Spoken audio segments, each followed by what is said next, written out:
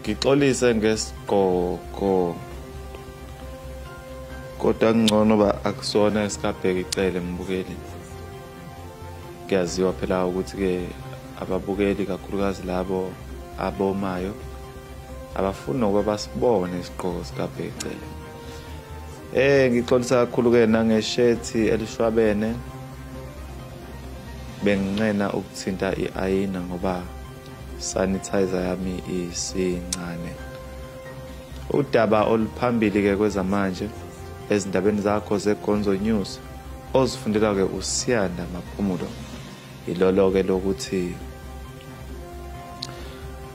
kulesikhathi se-lockdown esinye seziboshwa esidedeliwe eWestville nesitheke kade sasifisa ukuphumela ngaphandle siphatheke kabi ukuthi sithe siphumela ngaphandle bekuthiwa ke asingene ngaphakathi. Manje sesi ngaphakathi ngaphandle.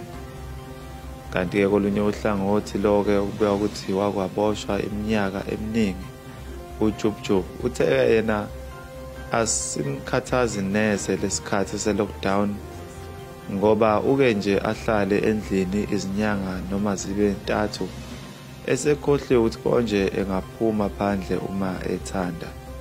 Uthi ke uze akhishwe ke yena ke uyajola 99.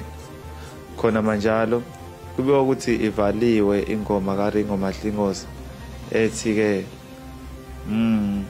bamba isandla sami ngoba kuthiwa ke iphambana nomthetho.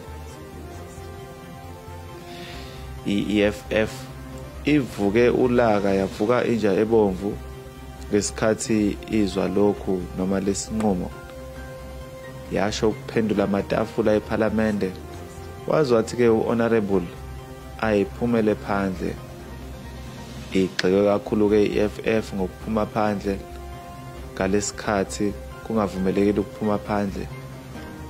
Yathi ke yona kusho yena ke uHonorable.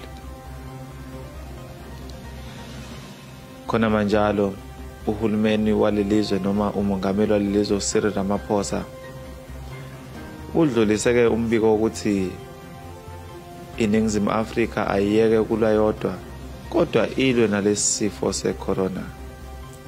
Uthi akuliwe naleli gciwane wathi abantu baSouth Africa abahlangane balwe naleli gciwane waphindwa wathi kodwa ke abangahlangani ngoba akuvumelekile ukuthi bahlangane. Wathi nje ababambane belwe nale wathi kodwa phela abangabambani ngoba akuvumelekile ukuthi kubanjwane. Wathi akakazi ukuthi bazokwenza njani kodwa abalwe naleli gciwane.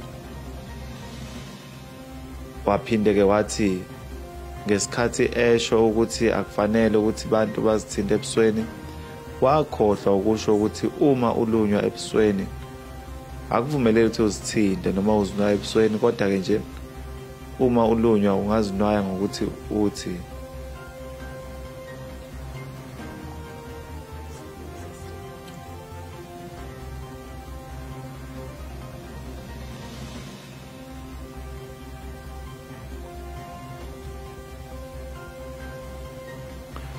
kusho yena ke umengameli wezwe ke uCyril Ramaphosa. Cha ziphela lapho ke mbukele izindaba zakho zeGonzo News obusifundela uSiyanda Maphumulo. Ngithi nje usale kahle mbukeli ekhaya. Yebo ekhaya.